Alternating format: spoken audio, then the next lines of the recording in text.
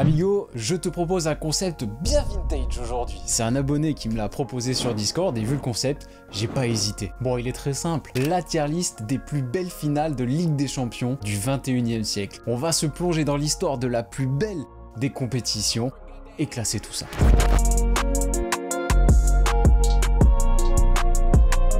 Bon, qui dit vidéo vintage dit look vintage. Merci Vintage Football Area pour ce maillot. Ça faisait des années que je voulais un maillot de cette époque de la Roma. Franchement amigo, si tu cherches un maillot, quel que soit le championnat, quelle que soit l'époque, tu vas trouver. Ils ont un stock de maillots énorme. Vraiment, ce site est une mine d'or. Et si tu ne sais pas quoi choisir, tu peux tenter la boîte mystère. Ça, c'est un concept qui me plaît bien. Concept très simple, hein, là aussi. Tu commandes la boîte et tu reçois un maillot totalement au hasard. Enfin, pas complètement au hasard non plus, évidemment. Il y a une valeur minimum assurée de 40 € et tu as la garantie de ne pas recevoir le maillot d'une équipe que tu n'aimes absolument pas. Ça, tu le précises quand même au moment d'acheter la boîte. Vraiment, je trouve le concept trop cool et ça te permet d'avoir un maillot un peu plus original dans ta collection. Vintage Football Area, c'est une boîte française, donc la livraison est très rapide et bien sûr, tous les maillots sont 100% authentiques. Et en plus, avec mon code promo ALEX10, tu as moins de 10% de réduction sur ta commande. N'hésite pas à tester ça. Je t'ai mis un lien dans la description. Allez, on passe à la tier list. Bon, je te fais pas un dessin. Je pense que tu connais le concept, le FOAT, le GOAT des finales de Ligue des Champions. On essaie de trouver vraiment celle qui aura été la plus marquante. Les finales d'anthologie, celle où il y avait tout, le spectacle, le scénario, la dramaturgie. Après les finales, sous-côté. Les finales qui, selon moi, mériteraient un petit peu plus de reconnaissance. Peut-être des finales où le score n'a pas été forcément à la hauteur du spectacle proposé. Correct, bon. Celle où on n'a pas plus vibré que ça, même si au final sur le terrain c'était tout à fait correct. Et pour terminer, pas ouf, j'ai pas mis éclaté au sol, nul, parce que honnêtement il y a un tel niveau que ça me semble quand même très compliqué d'aller affirmer qu'une de ces 23 dernières finales a été vraiment nulle. Donc je me contente d'un modeste pas ouf. On attendait un petit peu mieux quoi. Allez, on commence tout de suite. Et les puristes, ou les vieux comme moi, auront déjà reconnu Gaizka Mendieta, le très beau à voir jouer Gaizka Mendieta. Valence qui, au début des années 2000, était une équipe vraiment très stylée et qui faisait de très belles choses, notamment en Ligue des Champions. Pas mal de joueurs stylés hein, d'ailleurs dans cette équipe de Valence. Canizares, Claudio Lopez, El Piojo Lopez. Pas mal de joueurs très stylés. Une très belle équipe menée par Hector Cooper qui avait affronté donc le Real en finale de Ligue des Champions. Finale 100% espagnole et en plus de ça, Valence avait fait un parcours assez fou. Valence qui avait sorti la grande Lazio, Nedved, Stankovic, Vérone, enfin la très grosse Lazio, avec notamment une victoire 5-2 si ma mémoire est bonne, et qui avait également battu le Barça juste avant de se hisser en finale. Problème, en face, c'est le Real, un Real qui venait de taper Manchester United et le Bayern pour arriver en finale, soit les deux précédents finalistes. Autant dire que la marche était un petit peu trop haute pour cette très belle équipe de Valence. Match un peu à sens unique, même si Valence n'avait pas démérité. Match assez haché aussi, il y avait quand même beaucoup de fautes dans cette finale. J'en garde pas un grand souvenir et j'ai l'impression que généralement personne n'en garde un grand souvenir, certainement côté espagnol oui, mais en tout cas en France. Je sais pas, j'ai envie aussi de valoriser un petit peu le parcours de Valence, cette belle équipe du Real, avec les jeunes Morientes, avec le magnifique Redondo, peut-être l'un des plus beaux milieux défensifs que j'ai pu voir jouer. J'ai envie de la mettre en sous-côté parce que même si le spectacle n'était pas si extraordinaire, on a quand même eu pour notre argent. Victoire 3-0 du Real, de très beaux joueurs sur le terrain. Donc même si c'est pas le match de ces 23 dernières années, je vais la mettre quand même en sous-côté. Le Bayern avec Lizarazu en 2001, c'est encore contre Valence, les pauvres. Valence qui va perdre 2 finales de Ligue des Champions d'affilée. C'est dur quand même, surtout qu'en plus, Valence marque en premier au bout de quelques minutes. Donc tu te dis, cette fois c'est bon, c'est la bonne pour Valence, ils vont enfin être récompensés de tous leurs efforts. Surtout qu'en plus, c'est pas exactement la même équipe, ils sont quand même renouvelés entre temps. T'as encore Canizares, t'as encore Mendieta, mais tu vois des nouvelles têtes. Tu vois Pablo Aimar, tu vois John Carew, tu vois Roberto Ayala derrière, des valeurs sûres hein, du début des années 2000, de très beaux joueurs. Peut-être très beaux joueurs pour John Carew, c'est peut-être un peu abusé par contre. Mais bon, les pots en face, cette fois c'est pas le Real, c'est le Bayern. Eux aussi, en termes de machine implacable dans les grands moments, ils sont pas mal. Ce match, c'était quand même un gros duel de gardiens. Ça donne une petite indication quand même sur la trace de ce match. Quand les meilleurs joueurs d'une finale, ce sont les gardiens, généralement, c'est que le spectacle était pas ouf. Canizares qui arrête un péno, et Oliver Kahn qui arrête 3 tirs au but. Voilà. Mais ouais, c'est vrai, je garde pas un grand souvenir. Mais en vrai, non, c'est pas ouf. C'est pas ouf. C'est pas le genre de finale que j'ai envie de me refaire sur Footballia, quoi. Real Leverkusen 2002. Là, c'est déjà un petit peu plus sympa en termes de spectacle. T'as vu la photo, Real Leverkusen, tu penses à quoi? Tu penses à la volée de Zizou. Rien que pour ça, j'ai envie de la mettre en finale d'anthologie. Bam. Franchement, rien que ce but déjà, c'est bon. T'as rentabilisé ta soirée, parce que celui-là, il est quand même assez incroyable. Et surtout qu'en plus, contrairement à Valence, Bayer Leverkusen, je trouve qu'ils croient un peu plus. Les mecs, ils jouent leur chance, mais à mort. Jusqu'au bout, ils font trembler le Real, vraiment. En plus, t'as ce but de Lucio, là aussi, qu'on apprend à découvrir. T'avais Ballack, Michael Ballack, s'il vous plaît. T'avais Berbatov, bon, il était remplaçant, il est rentré en fin de match. Oliver Neuville devant, Bastourk également juste derrière. Franchement, c'était quand même du très très lourd, cette équipe de Leverkusen. Ouais, elle m'avait vraiment fait une très très belle impression, mais bon, voilà, enfin, c'était le Real. T'as Roberto Carlos qui te lance un centre, mais complètement hasardeux, et t'as Zizou qui te sort une volée, mais absolument monstrueuse, quoi, tu vois, enfin, vraiment incroyable. 2003. Milan-Juventus. Pas la finale dont on se souvient le plus, hein, surtout quand tu penses au Milan des années 2000, tu vas plutôt penser au final contre Liverpool, forcément. Mais cette finale, elle était pas dégueu, malgré le score, hein, parce qu'au final, ça se termine sur un 0-0 et une victoire au tir au but. Et c'est vrai que quand tu vois une affiche du début des années 2000 entre le Milan et la Juventus, Ancelotti d'un côté, Marcello Lippi de l'autre, bon, tu t'attends pas du grand spectacle, mais au final, cette finale, elle était quand même assez ouverte. T'avais quand même de belles occasions de part et d'autre, t'avais des joueurs magnifiques de part et d'autre. D'un côté, t'avais Maldini, Nesta, Shevchenko, Sidorf, Rui Costa. De l'autre côté, t'avais une défense de légionnaires là, avec les Montero, les Ferrara. T'avais Buffon Prime, Zambrotta, Edgar David devant. T'avais Del Piero, Trezeguet. Enfin, c'était quand même une équipe de fous furieux, cette Juventus. Est-ce que ce match ne souffre pas d'un petit délit de sale gueule? Est-ce que cette finale n'est pas un peu sous-côté, sans dire que c'était vraiment une finale d'anthologie évidemment, mais je pense qu'elle méritait un petit peu plus de lumière. C'est peut-être un peu dommage qu'on l'ait complètement oublié, c'est pas non plus un gros scandale, hein, on va être d'accord, mais moi j'ai envie de la mettre en sous-côté. 2004. J'hésite. Finale d'anthologie ou finale of all time? Ah, c'est le cœur portiste qui parle, désolé, vous allez encore dire. Ouais, tu forces avec tes portugais, gna gna gna. Ben, je suis désolé, on a gagné la Ligue des Champions.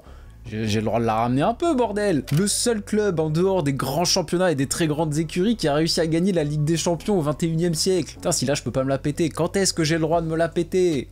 Bordel. Ah, Porto 2004, souvenir incroyable. Je vais pas la mettre en faute, t'inquiète pas, ne quitte pas de suite cette vidéo. On reste un minimum objectif.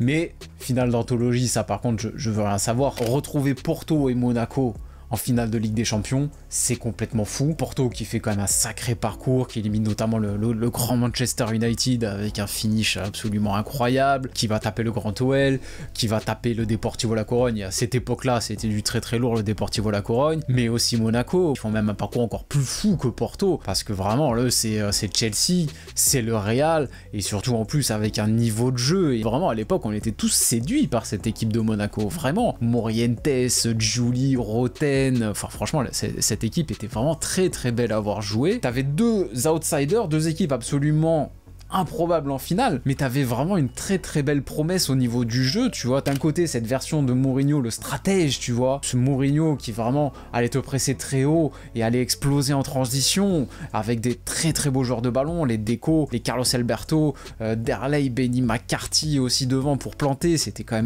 même assez incroyable. Et de l'autre côté, t'avais cette équipe de Monaco, plus offensive, plus belle à voir jouer, mais qui était quand même terriblement efficace. Est-ce que d'ailleurs c'est pas ce match-là qui a converti définitivement Didier Deschamps au pragmatisme, qui s'est dit ok, on va peut-être mettre l'esthétisme un peu plus de côté et on va se concentrer sur la gagne, tu vois. Possible que ça ait laissé des traces hein, chez Didier Deschamps, ça serait même assez logique. Donc une très belle affiche et en plus de ça, bah, un très beau match. Victoire sans appel du FC Porto, 3-0, masterclass tactique de Mourinho, là tout le monde a compris qui était Mourinho, et surtout qu'il faut pas oublier que juste avant ce FC Porto avait gagné la Coupe de l'UEFA, l'équivalent de la Ligue Europa pour les plus jeunes d'entre vous, donc c'est un back-to-back absolument incroyable. T'as des beaux buts, une belle maîtrise, t'as cette petite pointe aussi de dramaturgie, surtout côté monégasque, avec la blessure assez rapide de Giuli, et si Giuli, qui était si important, si efficace, si fort cette saison-là, avait pu jouer toute la finale, peut-être que le score aurait été différent, peut-être que Monaco aurait été champion d'Europe. Milan-Liverpool, Istanbul, et j'ai une très mauvaise mémoire, et je ne me souviens quasiment jamais des stades dans lesquels les finales se jouent. Ce match m'a tellement marqué que je me souviens que ça se joue à Istanbul, vraiment, ce match est complètement dingue. Je vais même pas faire semblant qu'il y a du suspense suspense. Évidemment que c'est la plus belle finale de ce siècle, peut-être même de toute l'histoire de la Ligue des Champions. Mais cette finale, elle est absolument incroyable, il y a tout. T'as une équipe du Milan absolument monstrueuse, avec que des joueurs magnifiques à tous les postes. Et de l'autre côté, t'as cette très très belle équipe de Liverpool, mais qui en même temps n'était pas l'équipe la plus impressionnante de Première Ligue cette saison-là. La ligne d'attaque devant, c'est quoi? C'est Milan Barros, Harry Kewell. Tu vois, c'est clairement pas la plus belle attaque de Liverpool durant ce siècle. Donc t'as vraiment une affiche mythique avec deux grands clubs, un favori très clair, une équipe un peu inattendue. Je trouve déjà que l'affiche est magnifique. Et après, bah, t'as ce scénario, le scénario incroyable. Maldini, qui a quasiment 50 balais, qui marque au bout de quelques minutes. Déjà, rien que là, le symbole est trop beau, tu vois, de voir Maldini qui marque en finale de Ligue des Champions à cet âge-là. Le Milan qui mène 3-0 à la mi-temps, avec ce doublé incroyable d'Hernan Crespo, et ce but, le deuxième, si je dis pas de bêtises, avec cette passe absolument mais lumineuse de Kaka. Puis derrière, bah, cette deuxième mi-temps, cette remontada incroyable, Gérard qui sonne la révolte, qui est encore assez jeune, tu vois, et qui assume toutes les responsabilités du capitaine, Gérard Xabi Alonso, Vladimir Smisser, tu vois, aussi, héros improbable, ça aussi on aime dans les finales de Ligue des Champions. Gérard qui marque et qui provoque aussi le péno transformé par Xabi Alonso. Derrière, ça part en prolongation. Jerzy Dudek qui te sort une double parade devant Shevchenko absolument improbable, tu sais pas comment il fait pour sortir ça. Alors surtout qu'en plus Jerzy Dudek, c'était pas un mauvais gardien, mais c'était pas non plus la grande classe, quoi. Tu t'attends pas à ce que ce soit Jerzy Dudek qui te sauve une finale de Ligue des Champions. Et derrière, au tir au but, Pirlo et Shevchenko qui loupent des tirs au but. Shevchenko, il a dû en mettre 40 des pénaux dans sa carrière. Pirlo, c'est le spécialiste des coups de pied arrêtés ultime. Cette finale, elle est improbable. Elle est absolument improbable. Et en soi, bah oui, c'est la plus belle. Même si t'es supporter d'aucune de ces deux équipes, t'es obligé d'avoir vibré devant ce match-là et t'es obligé de t'en souvenir encore aujourd'hui. 2006. Arsenal-Barcelone, le rendez-vous manqué d'Arsenal. Ah, elle est pas évidente à analyser celle-là. C'est une belle affiche avec le Barça de Rijkaard. C'était quand même une très très belle équipe. Là aussi on prenait quand même beaucoup de plaisir avec notamment Ronaldinho Prime. T'avais Eto'o aussi qui était déjà en feu à cette époque-là. T'avais Van Bronckhorst derrière, Puyol était déjà là. Deco au milieu de terrain, Juli. Non, c'était une belle équipe, très très belle équipe. Et t'as Arsenal qui arrive à son pic, qui doit confirmer toutes ses belles saisons en Première Ligue avec un titre européen et qui passe à côté, qui a peut-être aussi le malheur de tomber contre cette magnifique équipe de Barcelone parce que c'était quand même une très très grosse machine. Mais je sais pas, j'ai l'impression que les gens m'ont un peu tremblé du côté d'Arsenal. T'as l'impression que c'était déjà un petit peu perdu d'avance. Lehmann qui te sauve quand même pas mal de fois, qui tient la baraque avant son expulsion. D'ailleurs c'est un peu le tournant du match, même si juste derrière au final t'as Sol Campbell derrière qui vient marquer, donc tu dis pourquoi pas, est-ce qu'ils vont réussir à le faire à 10? Mais il y a une telle domination de Barcelone dans ce match que t'y crois pas vraiment, même avec ce but. À aucun moment j'ai vraiment stressé pour cette équipe de Barcelone. Il y avait trop de talent, il y avait une trop grande maîtrise collective. Déjà qu'à 11 contre 11 tu sentais quand même une belle ascendance de Barcelone, et bon bah à 10 contre 11 quand tu commences à laisser des espaces à Eto'o, quand tu commences à trop subir devant Ronaldinho, bah oui forcément au bout d'un moment tu le payes, même si au final le héros est quand même assez improbable puisque c'est Belletti qui vient marquer en fin de match. Ça rend cette finale un peu sympa, tu vois, parce que dans une équipe où t'as des individualités aussi fortes, des stars aussi incroyables, de voir que c'est ton latéral droit qui, sans vouloir lui faire offense, n'a jamais fait rêver personne, c'est un bon soldat pour moi Belletti, c'est lui qui vient te donner la victoire, ça rend la victoire encore un peu plus mémorable je trouve. Mais ouais, je la mettrais en correct malgré tout. Inzaghi, Milan-Liverpool, la revanche de 2007. Celle-là, elle est quand même restée un peu moins dans les mémoires. C'est pas une finale dégueulasse, mais il y avait moins match en fait. Peut-être aussi qu'on est un peu trop dans l'attente de revoir un truc absolument extraordinaire comme la fois précédente. Bon, Inzaghi qui te met un doublé inzaguesque. Surtout le premier but, là, le coup franc dévié de la poitrine, il fait même pas exprès. Puis c'était un mec tellement décrié à l'époque que moi je l'aimais bien, tu vois. Je t'aurais été un peu à contre-courant. Du coup, moi je l'aimais bien, ça me faisait plaisir pour lui. Mais oui, tu vois que ce Milan-là, c'est bon. Il a digéré la finale précédente. Ça reste une équipe absolument monstrueuse. Tous les cadres sont toujours là. L'équipe n'a pas beaucoup changé. Alors qu'à l'inverse, ce Liverpool-là a eu quand même pas mal de mouvements. Quand tu vois la ligne d'attaque avec Zenden, Pennant et Dirk Kuyt devant. Alors oui, t'as un petit frisson à la fin du match quand Dirk Kuyt marque et t'as un petit Essi, mais il est tout petit ce Essi, contrairement à la fois précédente, parce que ça arrive trop tard. Ce Milan avait fait trop d'expérience, trop de talent pour laisser échapper une deuxième fois une finale de Ligue des Champions. Donc j'irais pas dire finale d'anthologie, j'irais pas dire finale sous-côté non plus, même si on l'a peut-être un petit peu oublié au détriment de la précédente, entre Milan et Liverpool, mais correct. Après, peut-être que le terme correct est un petit peu dur, je vais peut-être mettre bien. Voilà, bien. Même pour Arsenal-Barcelone, je trouve que ça colle mieux. Voilà, bien. 2008, Manchester United-Chelsea, le début du prime de CR7. J'ai le souvenir d'un match assez engagé, pas forcément spectaculaire dans le jeu, même si t'avais de belles actions parce que t'avais de très beaux joueurs sur le terrain, mais j'ai plus le souvenir d'un match de bonhomme que d'un grand match où tu te fais plaisir, tu vois. Puis j'ai aussi le souvenir d'un match où Manchester United était quand même béni des dieux. Parce que autant Ronaldo marque assez rapidement, il me semble, c'est la confirmation de la très grande saison de Ronaldo. Drogba qui est quand même hyper dangereux, qui frappe sur le poteau, je crois que Chelsea frappe 2 fois sur le poteau, puis au final ça se termine au tir au but. Le tir au but perdant, c'est John Terry qui glisse, c'est même pas qu'il foire son tir, c'est qu'il glisse, tu vois, le pauvre. Donc c'est vraiment beaucoup de malchance au final pour Chelsea sur cette première finale de Ligue des Champions. Ah, et je dis une bêtise, c'est Anelka qui foire le dernier tir au but. Terry, c'est juste avant. Je veux pas dire sous-côté, parce que je pense qu'on s'en souvient encore, surtout que voilà, c'est la première de Ronaldo, mais bien. 2009. United encore, mais avec Barcelone en face cette fois. Là j'hésite même pas. Finale d'anthologie, c'est la première de l'ère Guardiola. C'est un Barça tellement dominateur. En face, t'as vraiment Ronaldo, qui est seul au monde, le pauvre. Rooney, Giggs, Cole, franchement, ils sont quand même assez discrets. Et j'ai l'impression qu'ils sont peut-être plus concentrés à défendre. Parce que Ronaldo, c'est vrai que c'était peut-être le seul qui avait le droit d'avoir un petit peu plus de liberté. On lui demandait un petit peu moins défensivement aussi. Collectivement, offensivement, on sentait pas grand chose du côté de Manchester United. Tu sentais qu'il y avait, je pense, de la crainte face à ce Barça déjà si puissant. Et derrière, bah ouais, masterclass du Barça. Eto'o qui marque encore en finale de Ligue des Champions. Messi qui vient marquer de la tête au milieu de Vidic et Ferdinand. Ça, c'est quand même assez exceptionnel vu sa taille. Non, franchement, y a rien à dire, Enfin, finale d'anthologie, surtout en plus, quand on sait que c'est vraiment, c'est la première d'une épopée absolument monstrueuse. Ah, encore une finale mythique. Inter-Bayern 2010, ça aussi j'en garde un beau souvenir. Le retour du mou en finale de Ligue des Champions, le triplé historique de l'Inter, Milito en mode R9, Milito qui était une bonne valeur sûre, tu vois, du championnat italien, mais c'était pas une grande star, tu vois. Mais vraiment sur ce match-là, il s'est transcendé, et il s'est fait plaisir aussi parce qu'il y avait une défense du Bayern en face, t'avais Badstuber, t'avais De Michelis, t'avais Van Buiten, tu vois, c'était des monstres physiquement, défensivement, mais par contre, en termes de vitesse, c'était un petit peu compliqué. Et Milito, même si c'était pas un grand sprinter, ce soir-là, vraiment, c'était une bombe. Il était dans tous les bons coups. On attendait peut-être plus Eto'o.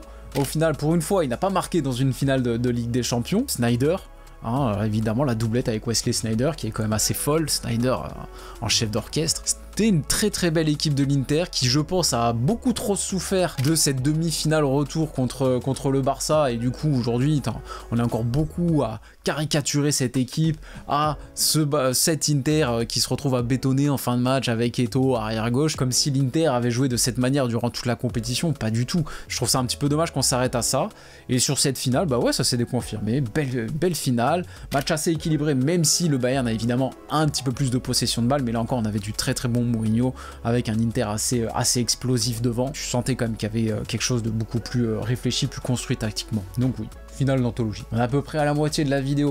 Donc si tu prends du plaisir autant que moi, je prends du plaisir à me replonger dans toutes ces belles finales, pense bien à mettre un petit pouce bleu et surtout pense bien à t'abonner.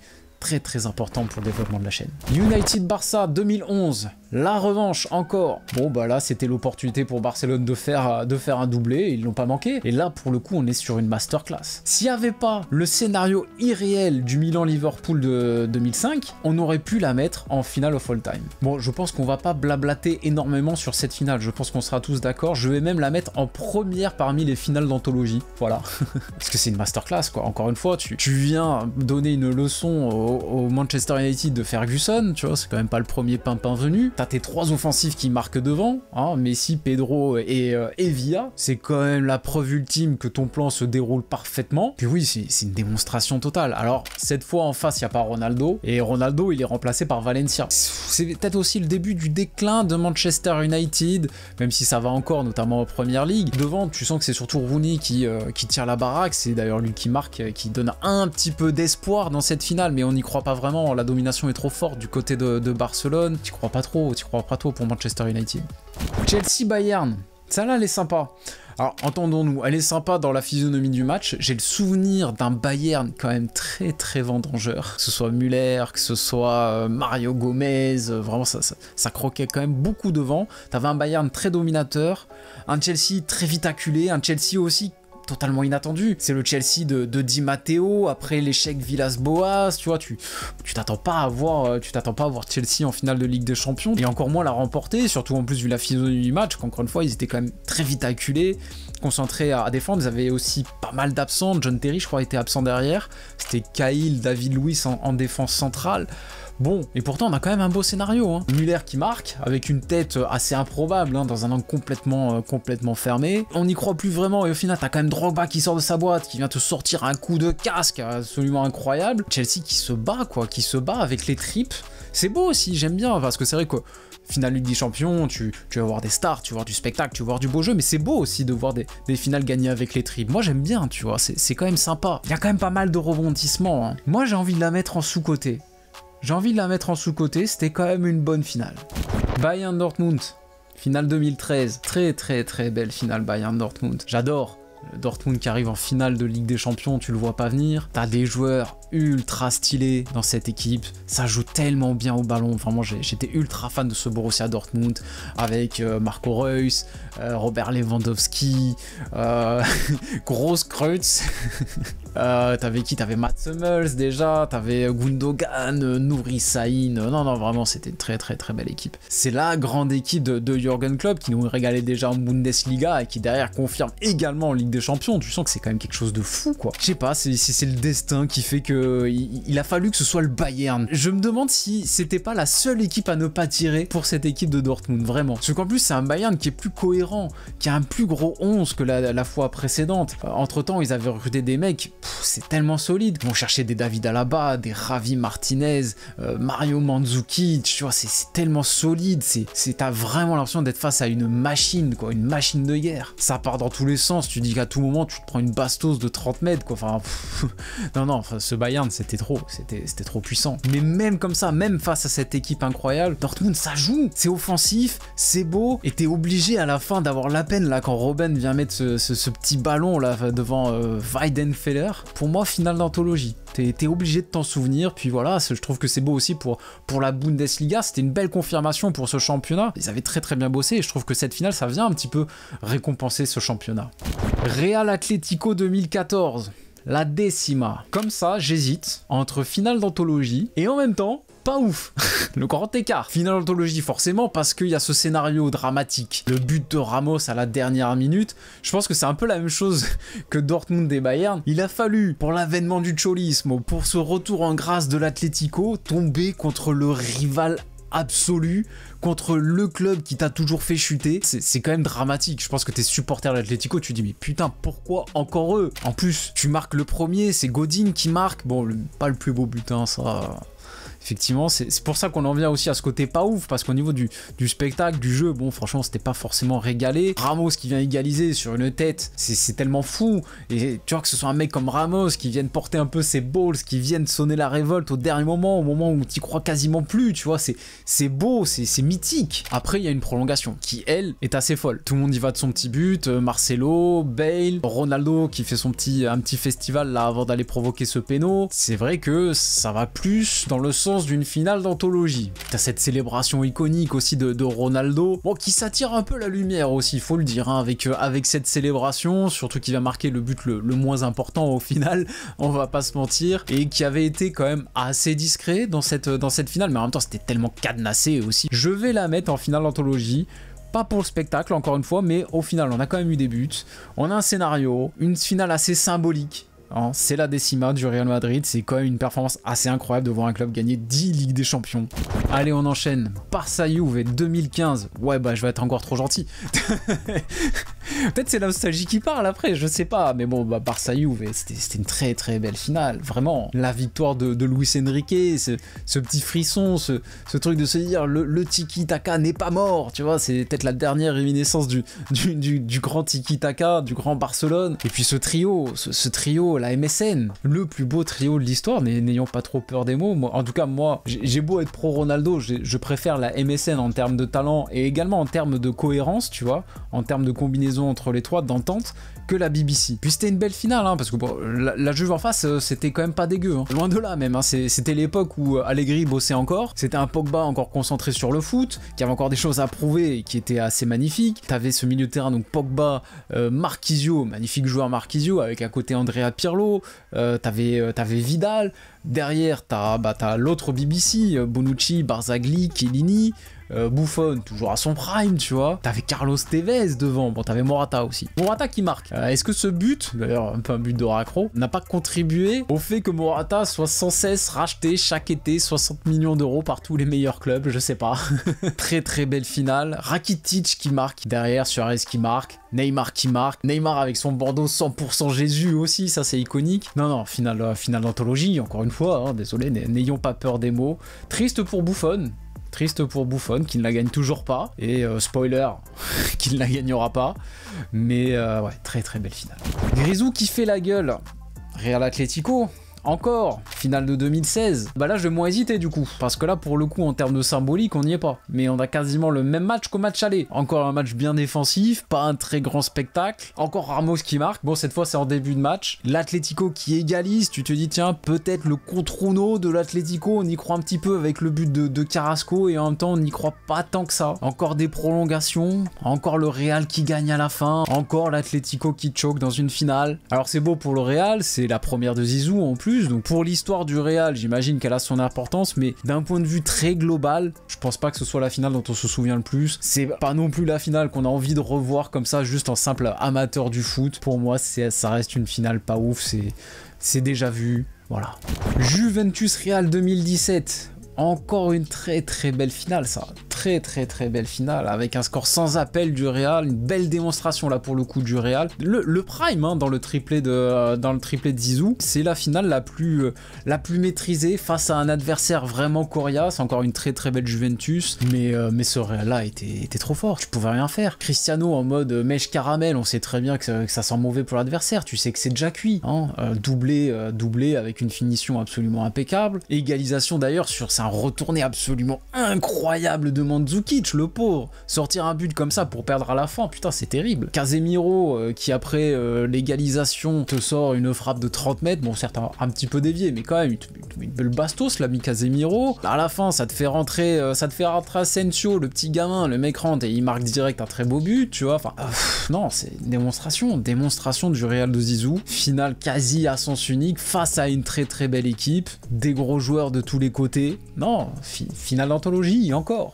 La troisième, Liverpool-Real, en route vers le triplé. J'avais un sentiment mitigé, je me souviens, au coup d'envoi, parce que d'un côté, je suis assez excité, parce que je me dis, putain, est-ce que le Real va réussir à en gagner 3 d'affilée? La performance est complètement dingue, c'est complètement irréel encore aujourd'hui, de te dire que la même équipe, avec le même coach, a réussi à gagner 3 fois d'affilée la Ligue des Champions, c'est complètement fou. Mais d'un autre côté, je sentais un petit peu de lassitude, parce que je me dis, putain, encore le Real, tu vois. Mais bon, très très belle affiche, en face c'est Liverpool, le Liverpool de Jürgen Klopp. On est content de revoir Jürgen Klopp en finale de Ligue des Champions. Ça vient couronner aussi son bon travail à Liverpool, hein. Il y a eu un gros travail qui a été fait par lui et par le directeur sportif Michael Edwards pour remettre Liverpool à sa place. Là t'arrives, devant c'est Salah, Firmino, Mané.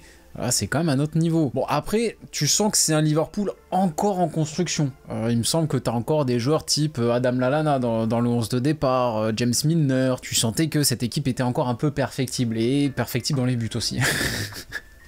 Bon, je pense qu'on se souvient tous de la très très grande performance de Loris Karius, magnifique. Ça gâche un petit peu, je trouve que ça gâche un petit peu, entre la contre-performance monstrueuse de Loris Karius et le fait également que Ramos vienne blesser Mohamed Salah très rapidement, tu vois, qui était en feu en plus, c'était une saison, mais il aurait limite pu prendre le ballon d'or cette saison-là, Mohamed Salah, que lui sorte aussi vite, bah, ça enlève un peu le suspense, tu vois, donc finale d'anthologie, oui.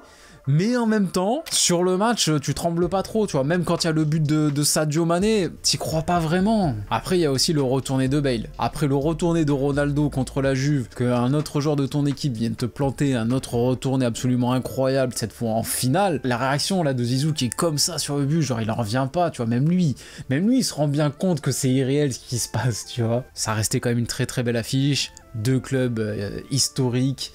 Non. Finale d'anthologie encore. Tottenham-Liverpool 2019. Voilà, je vais être un petit peu plus méchant. Là, ça va être plus facile en tout cas d'être méchant pour le coup.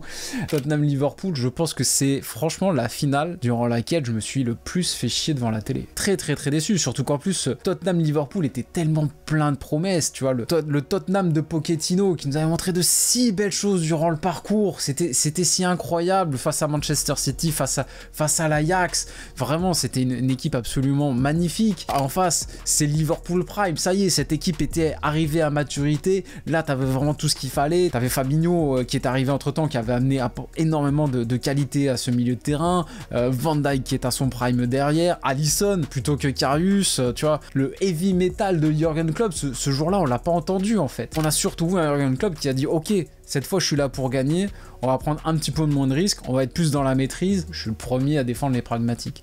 Mais c'est vrai que d'un point de vue spectacle, bah, on s'attendait à mieux quoi. Le premier but, il vient sur penalty, sur en plus une faute de main un peu stupide de Moussa Sissoko dans la surface de réparation, pas ouf. Content pour Liverpool, content pour Jürgen Klopp. Je parlais tout à l'heure voilà, du très gros travail qui avait été fait pour reconstruire cet effectif, pour reconstruire ce club. Là au moins, c'est officiellement validé, c'est officiellement récompensé. Mais ça va pas plus loin. Bayern PSG 2020. Là, ça y est, on arrive sur les très récentes. Là, ça va être facile. Bon, Bayern PSG. Putain, si t'es parisien, tu dois avoir les boules encore. Hein. Parce que c'était une finale assez ouverte. Hein. C'était plutôt un bon match, assez équilibré. T'avais de belles occasions. Le Bayern qui était assez fébrile d'ailleurs, je trouvais, qui concédait beaucoup d'occasions, je trouve, sur ce match-là. Mais qui offensivement était toujours aussi impressionnant. À l'inverse du PSG qui se crée beaucoup d'occasions, mais qui d'un côté, ouais, se chie un peu dessus, je crois, en fait.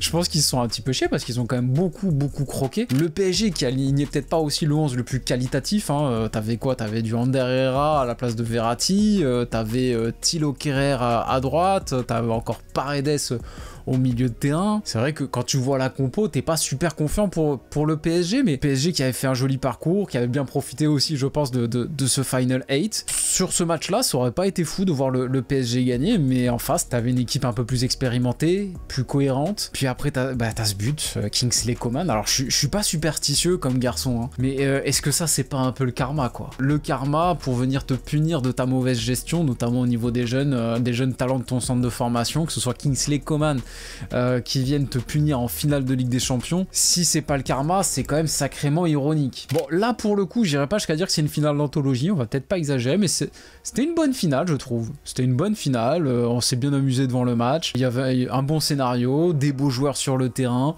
Non, franchement, d'un point de vue extérieur, bonne finale. Chelsea City. Encore une finale improbable pour Chelsea. Autant Manchester City, on s'y attend, on se dit même il était temps qu'ils jouent enfin une finale de Ligue des Champions. Vu tout leur bon travail ces dernières années, vu tous les gros investissements, vu toutes les promesses dans le jeu, bon, on s'y attend. Mais par contre, Chelsea, avec Thomas Tuchel qui débarque en cours de saison, là par contre, c'est assez improbable. Surtout qu'en plus, cette équipe, autant je me souviens d'une très belle défense. Tu sentais que Tuchel, il avait mis une belle défense à 3 et qu'il avait su parfaitement relancer Antonio Rudiger. Antonio Rudiger qui est passé de Ronald Zubar à Alessandro Nesta Prime dès l'arrivée de Tuchel. J'ai pas compris. Devant, t'avais quoi? T'avais du Kai Havertz, du Werner. Bon, clairement, ça fait pas spécialement rêver. Mais en face, t'as un City avec Guardiola, toujours dans son trip de jouer sans numéro 9, qui arrive en finale de Ligue des Champions sans Agüero et avec Gabriel Jesus sur le banc. La ligne d'attaque, c'était Sterling Mahrez. Manque quelque chose. Et face justement à une très grosse défense centrale et face à un Chelsea qui sait souffrir, c'est dans l'ADN de ce club. Savoir souffrir, savoir défendre, bah, c'est exactement ce qui s'est passé. Et quand t'as Ederson qui sort un peu comme un débile, bah ouais, Kai Havertz, il en profite. Scénario sympa, scénario surprise, c'est dans la légende, tu vois, le fait que Chelsea vienne encore gagner avec un coach remplaçant, avec un petit braquage comme ça, mais c'est vrai qu'au niveau du spectacle proposé, tu vois, au niveau de la symbolique, il y a rien de transcendant dans cette finale. C'est une finale qu'on peut oublier, sauf si évidemment on est supporter de Chelsea ou un grand fan de PL. Pour moi, ça reste une finale un peu oubliable, une finale pas ouf. Real Liverpool 2022. Encore un Real Liverpool. Ça, c'est vrai que c'est un truc, c'est peut-être un biais que j'ai. Peut-être que vous m'en voudrez, ou peut-être que vous pourrez me le reprocher dans les commentaires. Mais ouais, certaine lassitude de voir encore un Real Liverpool. Par contre, une certaine excitation, encore une fois, avec le Real, c'est toujours pareil. D'un côté, t'es un peu saoulé de les voir toujours là, t'as l'impression que c'est leur compétition, c'est chez eux. Mais d'un autre côté, les performances sont tellement folles, et la performance du Real durant toute la compétition a été absolument incroyable. Résurrection sur résurrection, c'est complètement fou en fait, ce que nous fait Benzema pendant toute la compétition, là, les triplés consécutifs, ces matchs où à chaque fois le Real revient d'entre les morts, il n'y a pas d'autre mot, c'est vraiment c'est pas des remontadas, c'est des résurrections à chaque fois. Ce Real, c'est un phénix. Mais là, on est là pour juger les finales. Bah, cette finale, elle est pas incroyable. Dans le scénario, Benzema ne marque pas. Tu vois, c'est vrai que ça aurait été beau de voir Benzema marquer après toutes ses performances folles. Tu vois, que ce soit lui, encore une fois, qui vienne marquer, ça aurait été beau. On n'a pas eu le droit à ça. Dans le jeu, c'était une finale disputée avec des occasions. C'était pas une mauvaise finale. Le but, il est presque un peu heureux au final, le but de Vinicius. Parce que autant Vinicius surgit bien au deuxième poteau, la passe de Valverde, pour moi, c'est une frappe. Il veut marquer. J'ai vraiment pas l'impression qu'il veut centrer deuxième poteau. Tu vois, ça sent vraiment la frappe ratée. Au final, le seul truc d'un peu légendaire que je retiens de cette finale, c'est la masterclass de Thibaut Courtois. Parcours d'anthologie du Real. Pour les supporters madrilènes, hein, j'espère que vous entendrez bien tout jusqu'au bout avant de m'assassiner. Pour moi, c'est un parcours absolument mythique, peut-être même le plus mythique de l'histoire de la Ligue des Champions. Vraiment, c'est incroyable. Mais la finale en elle-même, bah, je la trouve pas ouf. Désolé les gars, mais pas ouf. Et la dernière en date, Manchester City-Inter. Affiche sympa. Manchester City, qui quand je l'annonce, je flex un petit peu, gagne la Ligue des Champions. Je l'avais dit en début de saison, ça arrive, ça fait plaisir. Mais par contre, j'avoue, l'Inter en finale, ça je l'avais pas vu venir. Je l'avais pas vu venir, j'aimais bien le travail d'Inzaghi avant son arrivée à l'Inter, certes. Mais de là à le voir en finale de Ligue des Champions, peut-être pas. Qu'est-ce qu'on retient de cette finale? Beaucoup de maîtrise de la part de Manchester City. Là encore, Pep Guardiola qui arrive avec un style quand même beaucoup plus maîtrisé, beaucoup plus pragmatique et beaucoup plus concentré sur le fait de gagner plus que d'épater la galerie. Ce qui n'est pas toujours le cas avec Pep Guardiola. On sait qu'il aime bien, lui, épater la galerie, qu'il aime bien te faire des petites inventions tactiques au dernier moment, tu vois, il a un petit peu ce truc-là. Là, pour le coup, la seule invention, c'est Stones qui part d'une position de numéro 6 et qui redescend en défense centrale, mais en même temps ça on l'avait déjà vu tout au long de la saison, donc c'est pas une invention de dernière minute. Il y a un véritable numéro 9 cette fois, il y a Erling Haaland, un Haaland qui croque pas mal sur cette finale effectivement, mais Erling Haaland, Foden aussi qui croque si je me souviens bien. D'ailleurs le but que marque Manchester City durant cette finale, on n'est pas sur une démonstration collective, on n'est pas sur une action bien construite, bien placée, hein, ça vient suite à un corner où t'as un ballon perdu et t'as Rodri qui est opportuniste et qui vient placer une belle frappe, tu vois. Quelque part, c'est ce qu'il fallait. Parce que Guardiola, lui aussi, il devait en avoir marre au bout d'un moment d'être toujours l'équipe qui impressionne, mais l'équipe qui ne gagne jamais la Ligue des Champions au final, tu vois. Et au bout d'un moment, bah, je pense qu'il a su mettre un petit peu d'eau dans son vin pour aller enfin chercher cette victoire avec Manchester City, et on ne peut que l'en féliciter. Mais c'est vrai qu'on n'a pas pris plein les yeux durant cette finale. J'ai surtout apprécié le match courageux de l'Inter. L'Inter qui a été peut-être même un peu malheureux. Il me semble que Di Marco tape sur la barre. T'as cet arrêt réflexe à la fin d'Ederson. Ederson qui se montre décisif cette fois sur cette tête à bout portant de Lukaku. Voilà, j'ai apprécié surtout la performance de l'Inter plus que celle de Manchester City, mais j'ai apprécié le fait que Manchester City ait fait le travail. Voilà, c'est pas une finale mémorable, je dirais que c'était bien. Voilà, sans plus. Et on termine là-dessus, amigo. Franchement, j'ai trop kiffé faire cette tier list, vraiment. Merci encore à l'abonné hein, qui m'a suggéré ce sujet. C'est vraiment le bon sujet de boomer qui me fait plaisir. J'espère que vous aussi, ça vous a rappelé des bons souvenirs. N'hésitez pas à me raconter aussi, vous aussi, dans les commentaires, comment vous avez vécu ces finales-là. Franchement, je trouve ça super intéressant. Si vous voulez vous tourner vers l'avenir, je vous invite à regarder cette petite vidéo que je vous ai fait récemment avec les équipes à suivre cette saison. Peut-être que les futurs finalistes de la Ligue des Champions sont dedans. En tout cas, ce sont des clubs qui bossent bien, il y a des bonnes idées, franchement ça vaut le coup de s'y attarder. Et si tu l'as déjà vu, on se laisse là, je te dis à la semaine prochaine, ciao ciao.